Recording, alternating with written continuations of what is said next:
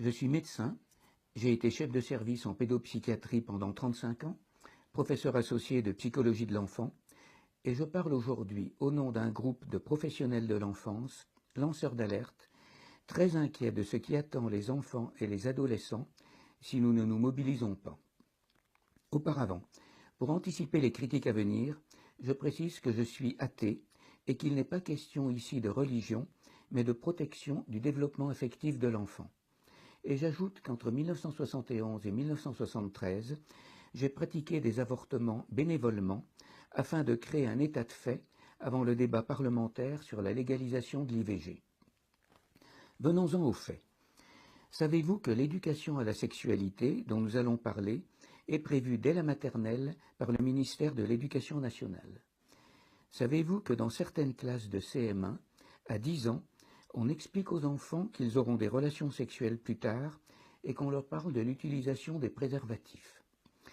Savez-vous que sur le site On s'exprime, sous tutelle du ministère de la Santé, destiné aux mineurs à partir de la classe de 5e, donc âgés de 12 ans, on décrit 6 positions de pénétration vaginale, dessins ludiques à l'appui, et comment se pratique la sodomie. On explique pourquoi les acteurs de films pornographiques éjaculent hors du vagin de leur partenaire, et on propose aux mineurs de raconter leurs premières relations sexuelles. Et est-il indispensable de faire imprimer un clitoris en 3 dimensions aux élèves, comme proposé sur un site partenaire du ministère? Savez-vous que dans certaines classes, on fait étudier aux adolescents et adolescentes des textes où des scènes de fellation sont longuement détaillées, sans prendre en compte que cela peut occasionner? Comment en est-on arrivé là? En mars 2017, la ministre de la Santé a annoncé la généralisation d'un programme d'éducation à la sexualité dès octobre 2017, donc dans quelques mois. Et qu'y a-t-il sur ce programme? 2 parties. Une première partie porte sur des informations indispensables, telles que la prévention des maladies sexuellement transmissibles et des grossesses précoces, le recours possible à une contraception et à l'IVG sans accord parental. Elle porte aussi sur l'égalité homme-femme et sur le fait qu'aucune forme de sexualité ne doit faire l'objet de discrimination, sauf la pédophilie qui est évidemment condamnable. Nous soutenons totalement ces actions. Mais la deuxième partie, elle, met gravement en danger le développement affectif des enfants. Ce programme est imposé par les instances européennes et il est obligatoire. En France, aucun parent ne peut y soustraire son enfant. En référence aux textes internationaux de l'Organisation mondiale de la santé, cette éducation à la sexualité doit commencer entre 0 et 4 ans.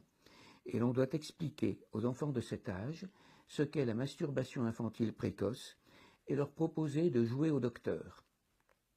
Pour les 6-9 ans, on leur explique ce qu'est l'éjaculation. C'est déjà le cas dans certaines classes. Dans les standards européens de l'éducation à la sexualité, il est précisé qu'il faut donner ces explications à l'enfant avant qu'il soit en âge de poser des questions à ce propos. Vous vous demandez probablement si ce que je dis est vrai. J'ai eu la même réaction d'incrédulité quand mes collègues m'ont transmis ces informations. Et puis, je suis allé vérifier, et je peux vous assurer que tout ceci est exact.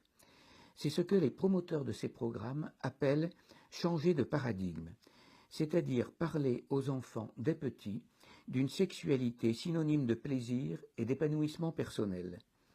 Il est précisé que ce sera fait avec tact.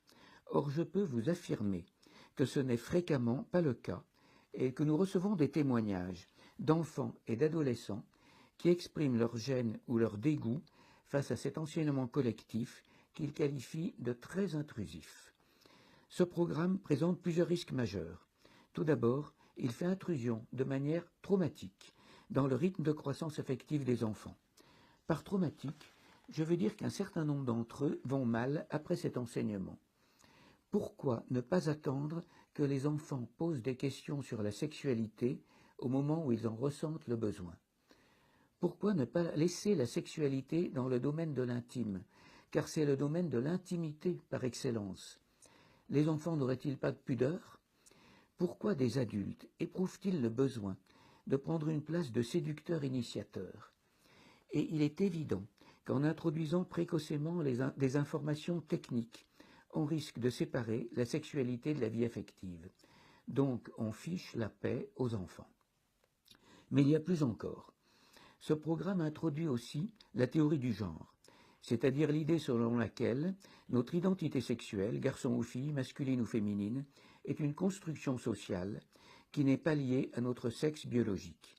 Donc, comme notre identité sexuelle serait liée à notre manière d'élever les enfants, les filles jouent à la poupée et les garçons au cow-boy, il faudrait sortir de ces modèles, les déconstruire, avec comme objectif, je cite, qu'un enfant intègre la liberté de choix de ses modèles sexuels, et ceci à la période même où il s'identifie à ses modèles familiaux, à son père ou à sa mère.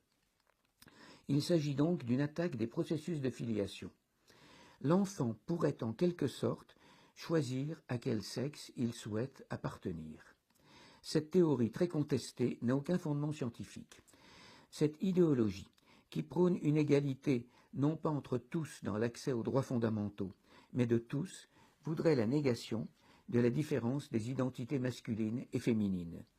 Ce projet, qui consiste à couper l'enfant de l'éducation familiale pour lui proposer une éducation, disons même un formatage, fait par l'État, est la marque des fonctionnements totalitaires.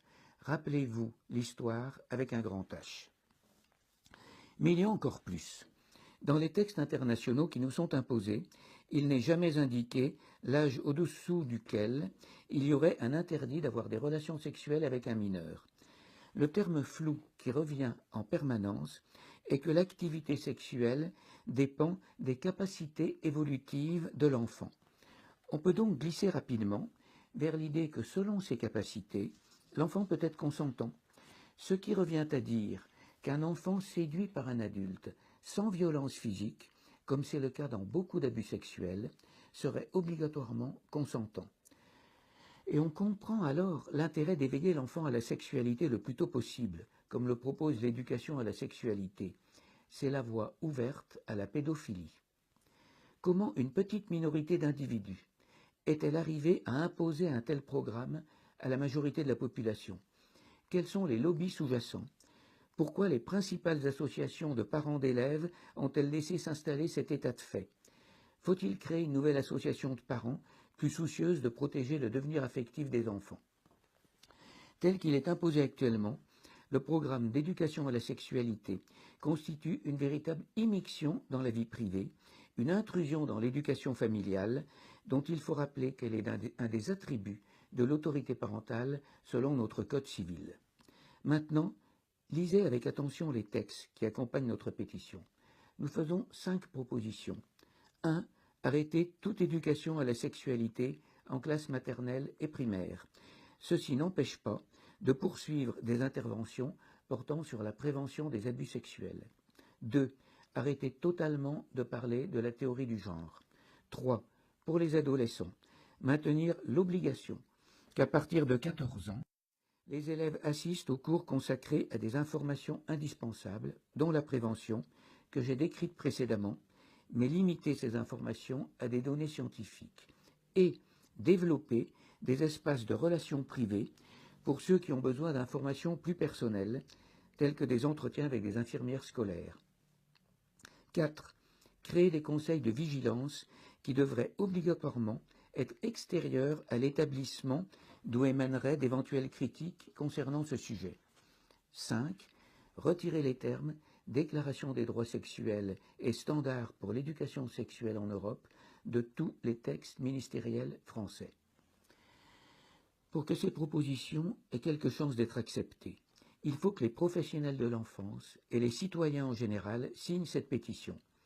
Et si ces propositions sont refusées par les ministères concernés, je pense nécessaire que dans toutes les classes, toutes les écoles, tous les collèges, tous les lycées, les parents s'opposent, dans l'intérêt de leurs enfants, à l'enseignement de l'éducation à la sexualité.